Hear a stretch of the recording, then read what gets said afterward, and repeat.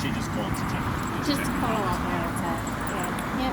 Yep. Afternoon. How are you, Ross? There's my favourite sock puppet today. Mate, if you're talking to me, I'm always thrilled to see you, and I know that I talk to you way more than any of my colleagues, so that means that you've got to have a soft spot for me.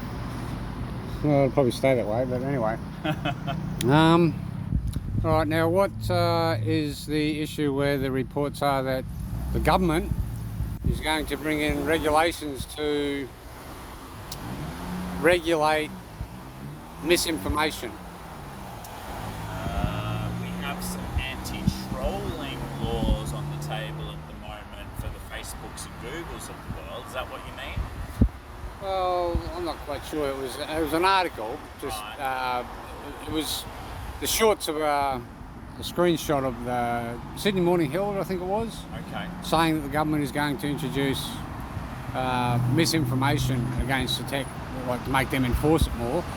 Now the question for me and from me is who subscribes it as misinformation if it's not a debated, if it is a debatable topic. Yeah, so I guess there's a few different things going on that you could be referring to. So one of them is, obviously, we've tried some attempts to rein in the sort of quasi-monopolies of the Facebooks and the Googles and the Amazons of the world recently, and one of the things that we've done there is to put new standards on them to be able to establish or prove who it is who's actually saying things on their platform, so they don't just get to say, oh, we just created the platform, we're not responsible for anything. Well, no, that should be right. They create the platform, they're not responsible. They shouldn't be responsible for anything that's said on there.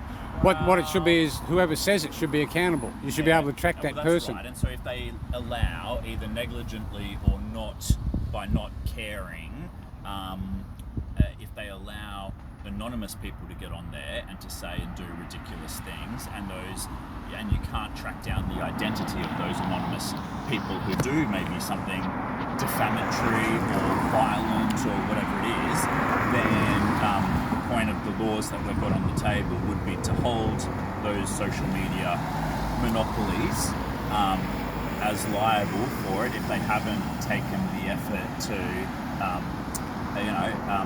have people identify themselves. Shouldn't there also be regulation that if they go too far and start stifling people's free speech?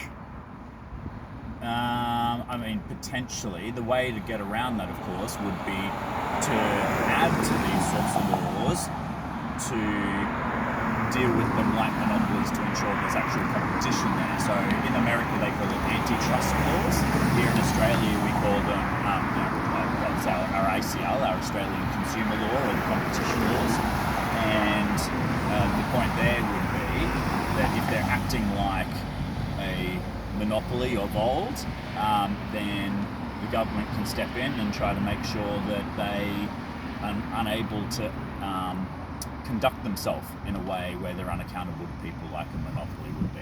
The other thing that might be going on, and I need to check this, I think I saw a headline or two to say that the ACCC was taking on the social media giants for misleading and deceptive conduct, in which case it is technically the government, but it's one of our independent agencies just doing their thing in enforcement. So it's not a matter of new laws, it's a matter of enforcing the laws that are out there. So that could be the other thing that the Sydney Morning Herald could have been talking about. You mean like enforcing constitutional laws that no one agrees with anyway? Well, actually no one enforces. Not that no one agrees with it, but... I don't know about that. There's been a few constitutional law cases over the last few years. The High Court's been pretty proactive in bringing them on quickly. Now, the High Court hasn't always agreed with the people that have brought those actions, but they've certainly decided them really quickly.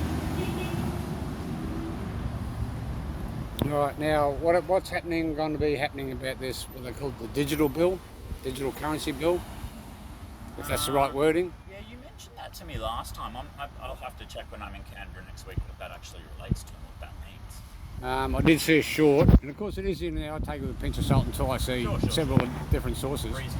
Where there is someone put up a short video, and several sites have shared it. I don't know if they've cross-referenced it, But they're talking about MasterCard teaming up with the United Nations, bringing in a carbon scoring system about your spending. Right. Don't know what that means. Doesn't sound like anything my government's involved in. Well, I hope not, because that's basically the Chinese, what do they We're call talking it? about the credit score. Their social. Their credit social Yeah. credit Well, system. obviously, our government's been a very big critic of China's social credit score and their treatment and suppression of minority rights, such as the Uyghurs and in some of their other. Yeah, I'm sure provinces. Justin Trudeau spoke out against it as well until he actually had to use it. Justin Trudeau's on the opposite side of politics to me, and he's in another country, so I'm certainly not going to sit here defending what he's done or said. But our federal government here in Australia has been so outspoken in relation to the rights of minorities in China that they've done all sorts of trade interventions against us to try to hurt us, against our barley growers, against our wine producers, against our beef producers. That sort of stuff has been seen as retaliatory payback for the Australian government. Why doesn't being Morrison so- just give them the bird and say, look, mate, we're not going to trade with you at all, so you just can piss off? Well, the reason for that is that would hurt Australians to some extent. No, So- to some extent, we'd recover from it because we've got a vast Well, sort of wealth in this country. How about I put it this way? It's certainly true that the government has been talking to some of these industries for a long time about the need to diversify the markets they're selling into, right? But if you're selling a product, you can understand the temptation to sell to one single market that's paying way more than everyone else, who's willing to take everything you can produce. There's a simplicity and there's there's an attractiveness to that if you're growing beef or growing wine and that's on the table. So we've been working hard with those sectors, with higher education providers to go, no, you've really got to put the effort into diversifying where you're selling to, even if it means selling at a lower price. But the point that I'd make is this: trade happens because it's mutually beneficial, right? If it's not mutually beneficial, trade doesn't happen. Right, I'm And not so- against capitalism. No, well, this isn't even a capitalism thing, right? This is a Yes, human it is. nature thing.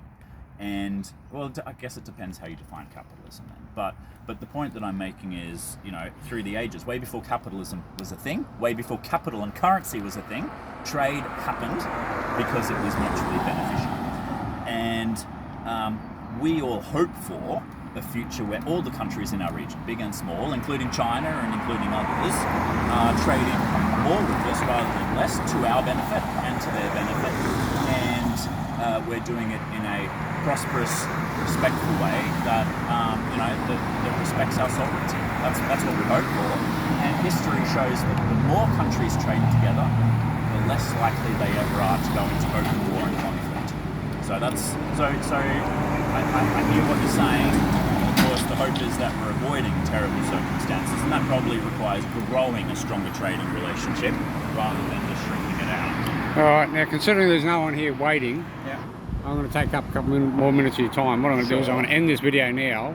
I'm going to show you some of the, specifically one site.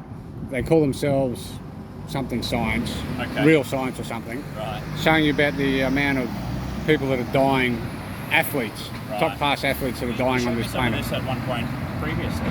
All right.